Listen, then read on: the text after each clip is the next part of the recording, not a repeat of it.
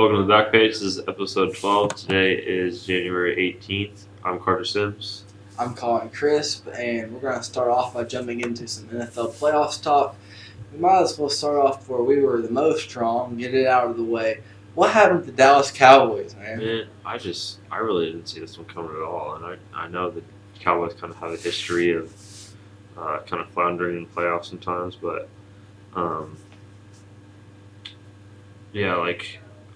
I didn't think. I thought that'd be next round. I didn't see this coming in the wild card at all, and especially to lose in the fashion they did, where Dak Prescott for his second straight time is losing to a guy who hasn't played in the playoffs before the current year.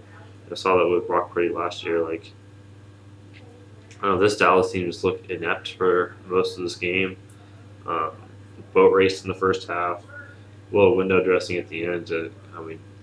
16-point margin, but it never felt that close, at any point. Should have had 3 interceptions. There was a drop one that would have, been the hat trick on top of the 2 that Dak Prescott had. People have kind of talked throughout the week how he just looked shell-shocked, and that's kind of something we've seen from Dak Prescott in the playoffs for basically every appearance he's had, and that sucks because he's such a likable guy, right? He does all this off-field stuff right. He's a good leader in the locker room. From every report we've heard, we've never heard of any type of misconduct or any type of issue that anyone has ever had with Dak Prescott. It's just for some reason, come playoff time, he's just not the same quarterback, and he looked like an MVP candidate this year. And so to kind of come out like this, I was honestly really surprised. I was stunned. If you would have told me going into this game that Dak Prescott would be the second best quarterback on the field, that alone would have surprised me. But the Packers, they looked better at every position. There was not a point in the game where you looked at there and thought, oh, well, the Cowboys could use this to get back into the game. And it never looked like that. I don't really know, looking at it, if it was the Packers just being way hotter than I thought or the Cowboys just being that poor. Do you think the Packers can move further along to this playoff, or do you think this was just a Cowboys collapse? The Packers, it's they're such a young team, and I think we've really seen them grow throughout the season. They were kind of fighting for their lives at one point early in the season. I was kind of out on Jordan Love. Kind of just a mixed bag for them. And I don't think they advance. I think the San Francisco matchup is going to be where they meet their match a little bit here. And that's not anything that necessarily the Packers are lacking. It's just that San Francisco's a really good football team, and Packers aren't necessarily there right now in their current evolution. So I don't see them making another run. But I think I really just I was kind of late to the train on Jordan Love, but I'm with it now. Green Bay got another one of those guys. Maybe Jordan Love's not an MVP. Maybe he's not going to go win them the Super Bowl. But at the very least, I think he's the guy that you can put the franchise in his hands and rest easy at night, right? Which I think a lot of NFL teams are starting to wonder whether they have that guy or not. And we'll get to that in a little bit here, but they've found their franchise quarterback, and it's kind of he's had this Ben Simmons rookie season where he was kind of in the pressure cooker a little bit, and now once he was kind of fully baked, now he's here ready to compete. But I don't see them kind of adding on to this in the playoff, but they'll come next year. I think, obviously a lot can change, but definitely would say Green Bay is a division favorite in the North here. 100%. And I'm not going to mourn the end of the Packers season yet because it's not yet to happen, but I'm kind of going to, because rather they upset number 1 San Fran or not, this has been a really overachieving season for them. This is still a really great year. Because going into this, everybody had set this as a rebuilding year. And I know that their over-under did not have them being a winning team. It was going into the season, everybody thought that they would be in the basement or at least third place in the NFC North, and now they had a really good year. They had double-digit wins if you count the playoff win. This has been a really overachieving year for these Packers, and if they can build momentum with this, then the Packers could be just as hot as they used to be with arguably less talent and a way younger quarterback. And the Packers were a team, for the past 15 years, I feel like it didn't matter what happened in their season. once they come in the playoff, no one wanted to play the Packers. You know what I mean? Yeah. And I could definitely see them being another team like that. You know, just in years to come with kind of this new crop. I mean, they're the youngest team in the NFL right now, and honestly, it might be kind of a good thing for them if they lose this game and kind of hold that draft stock like position where they're at right now, instead of going to the Super Bowl. But yeah, like I think you know they're definitely a trending up team regardless of what happens this weekend. You mentioned a lot of teams questioning where they are franchise quarterback wise or not, and I think the reason for a lot of that is what's happening in Houston right now. Yeah. C.J. Stroud, first year, has been absolutely insane. And a lot of people are looking at that. And let's say the Dolphins, for example. They've had Tua for a few years now. And they're still questioning, is Tua that guy or is he a system guy? That's what I was alluding to earlier as well. And there's a lot of teams that are like 4 years into their quarterback. And they're I don't know if this is our franchise guy or not. And then they see C.J. Stroud walk into Houston, upset a Cleveland team that looked destined to beat them in round 1. I mean, incredible game. Like, historically good playoff debut for C.J. Stroud in year 1. A lot of teams sit back, see that, and think, do I really have that guy? What did you think about C.J. Stroud's performance? Man, like, it perplexes me every time I see this dude play because, like, I didn't feel like I saw this at Ohio State. Like, his best season has been his rookie season in the NFL. Like, you don't see that. You usually see, like, oh, it takes a little bit for rookies to settle. Like, dude, like, the NFL might be easier for this dude than college. Yeah. And, like, I think the most impressive to me, no interceptions in the playoff debut. But that's just kind of stuck out in my mind this whole week when I've been thinking about it. And, yeah, I mean, we talked about this Browns defense, you know, kind of buoying them and keeping them afloat. And we thought that the real test was going to be the Texans defense against the Browns offense, because that's kind of the weakness on weakness matchup. But man, like C.J. Stroud, I mean, just went toe to toe with one of, if not the best defenses in the NFL, and came out on top. And I'm really impressed. I mean, we talk so often about Dallas being like America's team and a big national fan base, and they have championship expectations every year. They're not even Texas's team right now. Like Dallas Cowboys might be the 4th best team in Texas right now. Like, I might take the Longhorns after what I saw on the weekend. But, like C.J. Stroud, I feel like an idiot because I was kind of out on this guy when he was at Ohio State. Didn't really have a full appreciation for him until, honestly, that Georgia game. We saw him play great in that Georgia game. Unfortunately, didn't turn out the way the Buckeyes wanted. But, yeah, I mean, like, he won't win it. But C.J. Stroud is in the category of an MVP. There's not any lack of anything that he did this year. Like, he's would be very deserving of it. There's just also multiple guys that are deserving of it as well, so I don't think he'll get it. But, like, that dude is that good. He elevates everyone around him. People who are NFL fans likely had heard of Nico Collins before this season. But if you hadn't beforehand, you definitely have now. And a lot of that's because of how good C.J. Stroud's been. He's made receivers that we didn't know had any potential.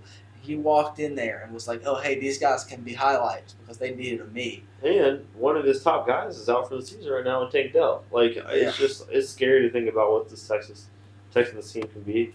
And you keep in mind they have a defensive-minded coach, so you know that defense is about to be amped up in the next 2 years too. I mean, they look great forcing turnovers against the Browns last weekend as well. I think who is, in all of history, who is the first Houston Texan that comes to mind when I say the team Houston Texans? Watt? Yes. So just wait till they get their DJ Watt. Like, just wait till they get that guy. Because Michael Anderson. Yeah, like every team that is starting to build and look towards the Super Bowl, like the defense is what you have to hang your hat on, right? And we saw that with the Seahawks and their evolution of things. The Patriots, when maybe their offense wasn't the most dynamic, they had Tom and some receivers they kind of made it work with, but I mean they had dudes on the other side of the ball, right? Dante Hightower, McCourty, like guys like that, that you can kind of hang your hat on. We're seeing it with the Ravens right now. Like, the Ravens always find a way to have a good defense. Saw it with the Steelers. The Steelers defense in 08, 2010, 2015, like groups like that. The lifeblood of a championship team is the defense, and I think we're starting to see the offense all come together for Houston, and a lot of good growing defensive pieces for them as well. So I'm just excited, kind of like the Packers. Like I'm just excited to see what happens with this group next year. I don't. We'll get to this game in a minute. I don't think that the playoffs this year necessarily have too much bearing on whatever happens. They could go and get boat raced by Baltimore this weekend. I still feel great about the Texans going forward just because I think they're trending in the right direction. I mean, I don't. We said the Packers are probably going to lose. We had this conclusion where San Fran's just that good of a team. I'm not there with Baltimore. Like, if Houston went in there and beat Baltimore, I would not be stunned. Houston's that good. And when we did our buy, sell, or hold segment like halfway through the year for our halfway point, you bought Houston. I hadn't yet. And I felt dumb about it looking at it last week. Like, there ain't no way I didn't buy that team. Because I would now. Like, I would have 2 weeks ago, 3 weeks ago, a month ago, and I would for the foreseeable future. That's the powerhouse of the South right now going forward. We did have a historic one, though, between Kansas City and Miami, one of the top 5 coldest games of all time. Yeah. You could tell based off Miami's offense that this was going to happen. It was really sad. I think I saw a stat that Miami's 0-11 in games under 40 in the last 11 games. So, the Dolphins not doing well in the cold. And, I mean, Kansas City didn't look particularly amazing in this one either. But it just... I was saying, I feel like Kansas City just finds a way come playoff time, especially in Arrowhead. Like, that's a tough place to go in and get a win. And they kind of do the thing they do every year where, as much as we talk about how kind of broken the offense looked at times and they don't have the talent they have in past years, like, that position group of their wide receivers, like, once the weather gets cold, they just find a way to show out, right? Like, so MVS, like, since week 11, like, they have not looked that bad. You know what I mean? And, we're going to get to kind of their next game in a minute here, but not a beautiful game of football that we witnessed, but it was just like, oh yeah, Kansas City's on the way back a little bit. You know what I mean? Yeah, totally. I watched that game and it was pretty much what I expected. I don't know if you saw the thing about Tua talking like I'm not going to wear gloves because it's a mentality, and I think that whole situation was wild. I feel like coaching wise, that's an adjustment you have to make. Like, guys, it's not about being, looking cold. It's about going in there and putting yourself in that position. There is a kind of a mental aspect of all this type of things, right? Like, people, I'm obviously a Bengals fan. People, that I'm around, they always talk about when the Bengals beat the Chargers in the AFC Championship back in the 80s to go to the Super Bowl. And the game was at Riverfront Stadium in Cincinnati, and the wind chills were negative 60 or something like that. And the Chargers are from San Diego at the time. They're all bundled up. They got the hoods, the full sleeves. Bengals come out, nothing on, just full uniform and steam radiating off their arms and stuff. And people always talk about how cool that was, but man, I'd rather win a football game than look cool. I'm not gonna lie. That's what I'm saying. Yeah, I mean, Tua is an interesting one because I think we all have seen it with Tua, right? When he was at Alabama. Kind of got eclipsed by Joe Burrow, but we still knew that this was a guy an NFL franchise is going to pin their hopes on Tua one day, right? And we saw it with Miami, and he's kind of had some injury problems, no fault in his own, right? It's not a type of injury where he's not maintaining himself, right? He's not having a Zion Williamson injury where dude just can't handle his own diet, right? And his body's kind of down on him. It's a blunt head trauma injury. There's nothing for him to be held accountable for that, right? It's just part of football. But we've seen it with the Dolphins where, I feel like the Chargers, the Bengals, and the Dolphins are all going to kind of be grouped together just because of the timing of when they drafted their quarterbacks, right? Tua is in that class as well, right? Yes. Okay, good. So you got Joe Burrow, you got Justin Herbert, you got Tua Tagovailoa. We can kind of see the growth of all three of those teams stacked against each other, right? Mm-hmm. So I think, arguably, Chargers have a more talented roster and haven't been able to translate it into anything. The Bengals, in my opinion, have the best quarterback of the three. I mean, that's pretty obvious. And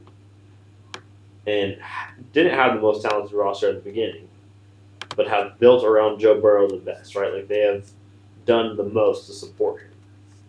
And the Dolphins, it's kind of in between the two, right? They have some solid talent in the beginning, they've made some moves, but they haven't fully committed one way to be like, okay, we're gonna go and get you, um, an elite tight end, an elite running back. We're gonna go solid up this defense, and they're banged up right now, and I get that. But they make the Tyreek move, and they have all this flexibility in their offense, but can't do it against good teams. And it's like I love Mike McDaniel. I think he's one of the best coaches in the NFL, like in terms of just like being a modern day coach and knowing how to coach a football player in the 2020s right now. But like we just haven't seen it translate into high stakes games, and it kind of sucks because I think they're a very likable team. Like as much as I dislike Bama, too, is a pretty nice and likable guy.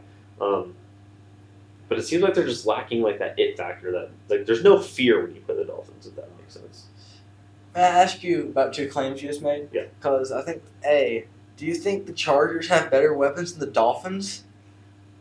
I mean, you look at like you got Austin Eckler, you got Keenan Allen. I wouldn't like. Yes, the Dolphins do have weapons as well. I didn't realize you have Tyreek, you have Chain, you have Mostert, you have. I mean, I guess you Waddle, throw Chase Claypool in there as well. Mm-hmm. But I guess you're probably right in this. You're right, and I'm right because of this point. Like, it seems like that because it's just so skewed when it comes to big games that these guys just aren't as apparent. If that makes sense. That does make sense. And do you think that Joe Burrow is just that many steps ahead of Justin Herbert? Yes. 1,000%. Got you. Okay. That's wild to me. It's because media pushes Herbert like he's an upper echelon. It's because that's what I'm saying. Like, if the media is pushing Justin Herbert that much, like that probably feeds into a little bit of why they look equal sometimes. But in terms of accuracy, in terms of dependability, in terms of flexibility, like I'm taking Joe all the time.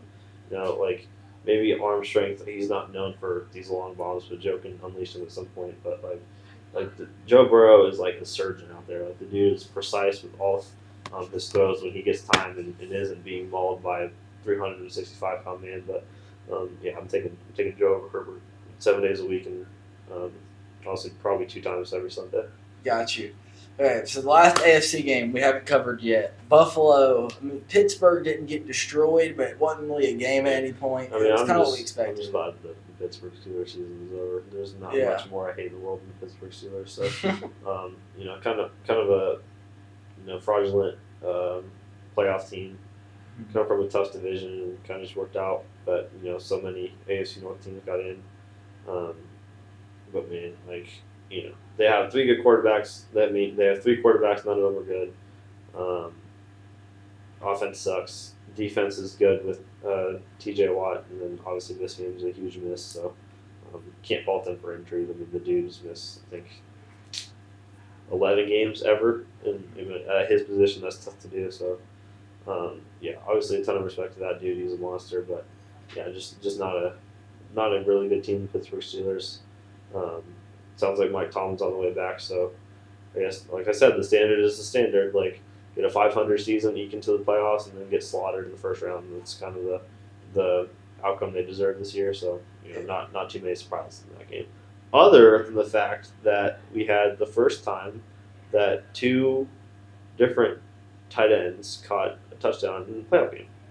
Fun fact. I saw that. Really? Yep. Didn't know that. That's wild.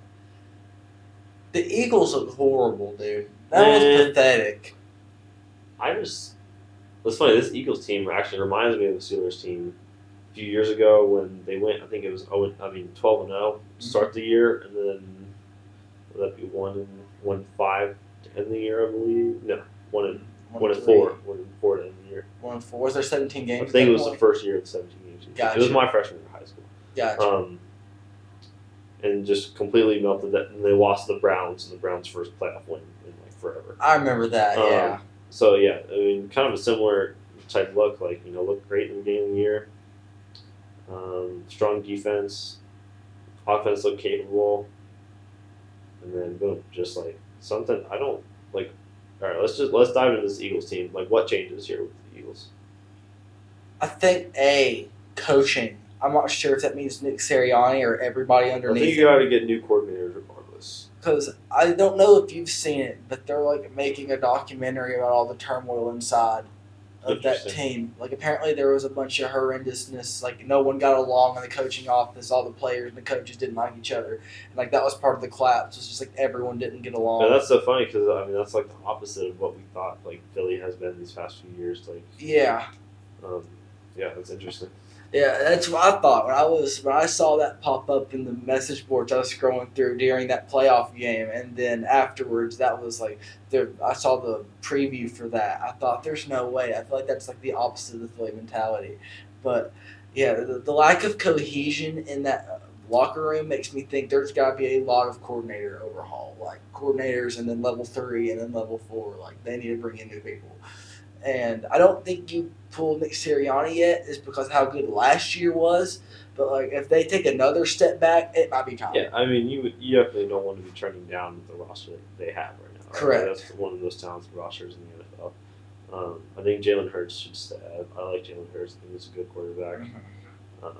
People kind of get on him sometimes for how he's played in this last stretch and then how he responds in the media. But like, I don't know. I'm kind of a fan of how he handles this question. Just like very steady guy, focusing on the process, not as much being up and down in every result. Like I think that's something that you want in a quarterback, right? Mm-hmm. So I definitely think you hold on Jalen Hurts, Mm-hmm. and I think you do give Sirianni another year just to kind of steady the ship a little bit, right? Like Yeah. like after you losing a Super Bowl is one of the hardest things for a team to deal with after, right? Because like the fallout from that can be really rough. Like we've seen some teams kind of get back, right? Like the Bengals, we lost Super Bowl, come back from the AFC, and then there's times where we see a team lose Super Bowl, like the Falcons. They fall off the face of the planet, and I mean, there's not necessarily always only two outcomes, and it's just kind of a weird year, really weird end to the season. I think this team is really going to benefit from the offseason because this team, like, regardless of how you feel about the GM with how it played out in this last year's season, like this team grasped very well in recent times. So going into an offseason where I think they can kind of reset, just retool a little bit, come back, a fresh year. Who knows what Dallas looks like? Who knows what New York looks like? I mean, Washington, I think, we talked about when they got rid of Ron Rivera, like got to start going somewhere new in that place. So, I mean, I definitely still pick the Eagles to be the favorite in their division. Yeah. Obviously, they want bigger things than that right now, but yeah, I think you just hold steady unless you are starting to give more reasons for guys to lose jobs. But I think that roster-wise, like, because coaching-wise, like I said, everyone other Sirianni should change. Roster-wise, I think you should keep almost everything together. Don't touch much. Anybody you can keep in the room, you do. I think two things that you change it all is every elite team in the country could use a corner. So if you can bring in a good corner, that's always we're always welcome to that. B, if Jason Kelsey retires like it's looking like he will or has, then bring in a center because that's always useful. But besides those two things, I think that roster's set. We just keep it. I agree, except for one thing. What's that? What if they can get in on the Derrick Henry sweepstakes? If they have to pay it so much for them that they have to get rid of people, I don't think so. But if they can get him, I don't think that's going to hurt their team. But I don't think that their running back room is just begging for more talent. Like they're good. Swift is good. So, yeah, I think that corner is useful. A new O-lineman is useful. And if they can get Henry without having to give up what they already have, then that won't hurt either. Yep. The other NFC game, and really the only game that wasn't just a blowout, the only real entertaining game of round one was Rams-Detroit. This is the one that everybody had starred going into this weekend, and it really delivered. There wasn't as much offense as we may have predicted, but it was close to the final second. No, and I think we saw it was such a fun game to just watch as a neutral, right? Because I'm obviously on a Rams or Lions fan.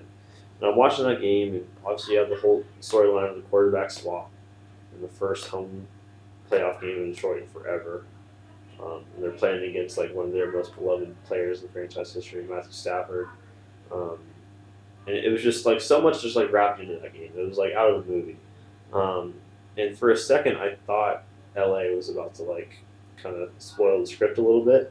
But we saw Jared Goff keep that Lions team afloat, which I I think Jared Goff has gotten criticism in the past, and I don't think he's a top echelon quarterback in the NFL or anything. But like we saw with that Rams Super Bowl run in the past, and we've seen it with his Lions team now. Like he is a guy that can. He's not going to lose you the game if that makes sense. Like and it wasn't as much offense as we saw as we thought we were going to see, but he played in a way that kept the Lions from getting like kind of torn apart by the LA offense, if that makes sense, just by taking care of the ball and picking up the sticks. I don't think Jared Goff's a bad quarterback. I think he's made a lot of progress over the last couple of years. We've seen him get a lot better, and he is not going to Justin Herbert just blow your mind with a crazy deep ball, but he's not going to throw in the double coverage downfield. Just some miraculous thing happen. But I also don't think he's like Jameis Winston a game away there at the end either. His floor is high and his ceiling is mid. It's like the best way I can describe Jared Goff. But that's good enough for a Lions team that has been able to utilize its weapons so well. Amon-Ra St. Brown is insane. Sam Laporta looks like one of the best up-and-coming tight ends right now in the league. That O-line has been immaculate. They've really, really been able to utilize that 1-2 punch in the backfield with their running backs. And between that offense looking as productive as it has, I think that's one of the best defensive performances we've seen out of the Lions all year against that Rams team that was really hot offensively going into that game. Second half, Lions defense looked completely different. That's a level we have not seen them at all year. And that really won them the game. If you sit back and look at that game, offensively in the second half, they didn't look the same. Now, did they look horrible? No. They took care of the ball. They made sure that they wasn't just giving them the game. But they didn't look like the Lions. They didn't have the explosiveness that they've had all year. That defense stepped up and got just enough stops to win that game. And I didn't know that the Lions had that in them. Yeah. That was my criticism going into the year of the Lions was I'm not sure this Lions team is real because I'm not sure their defense can win them games. Well, now we know they can.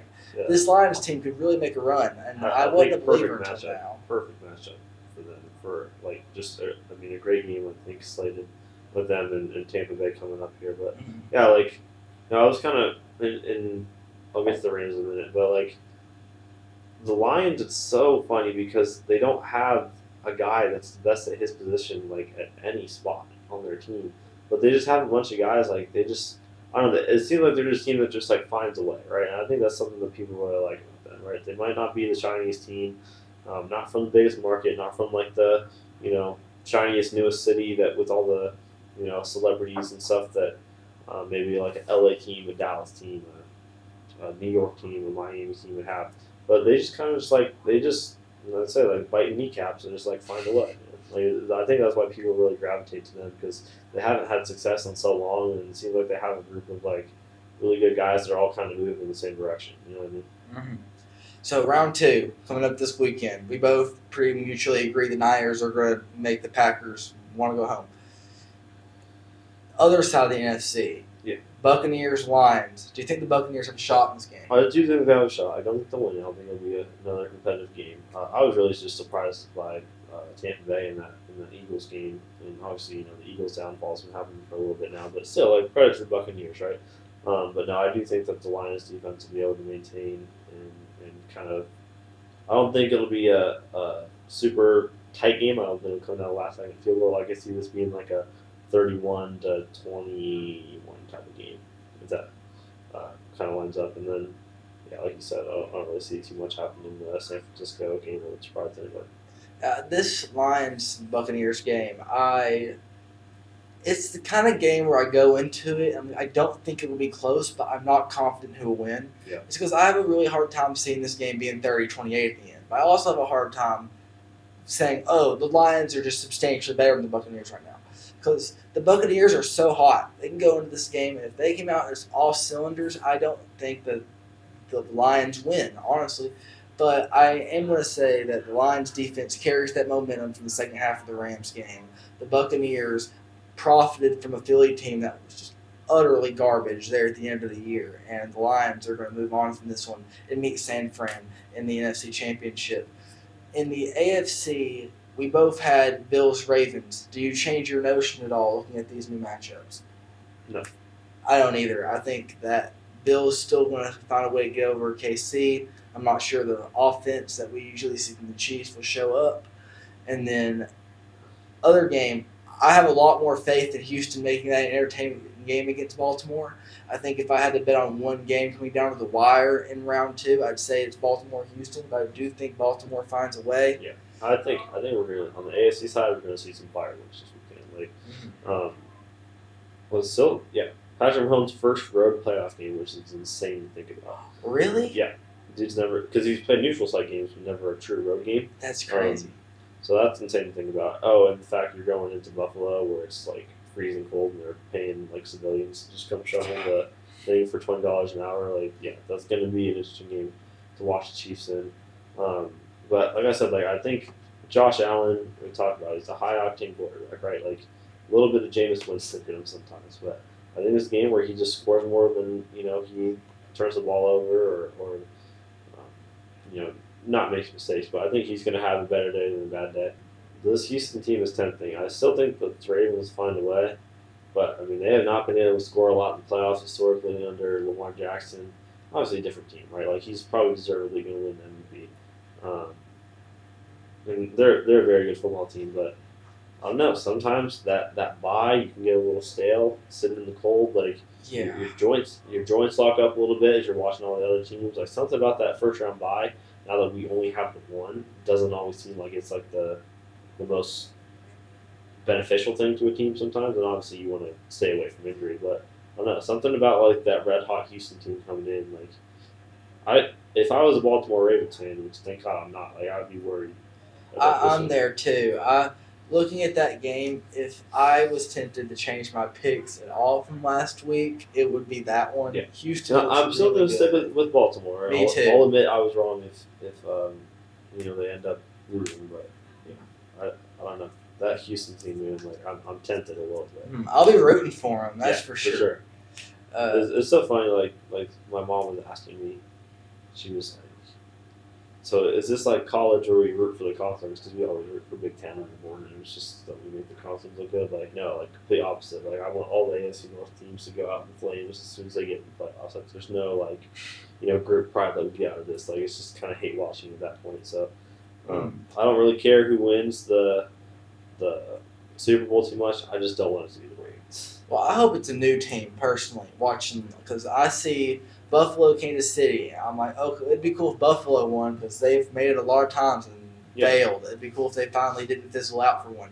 Houston, they historically haven't got one. It'd be cool if they had a rookie quarterback taking the way. I mean, a quarter of the playoff field left has never been to a Super Bowl. Like with Detroit and Houston, they've never touched the Super Bowl. They've never even been one. So it'd be interesting to see them at least get there.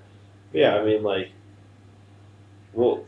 someone will wax poetic about it all weekend. We'll probably be Tony Romo about this matchup between Kansas City Chiefs and the Buffalo Bills. Like Chris Collinsworth. Yeah, I mean, Will Mahoney up there. But, people have kind of compared it to the modern day, like Peyton and Brady, which I can kind of see, right? Like these two teams always seem to find each other when it matters most. Thank you for tuning into the Back Page. You can find us on Spotify and YouTube.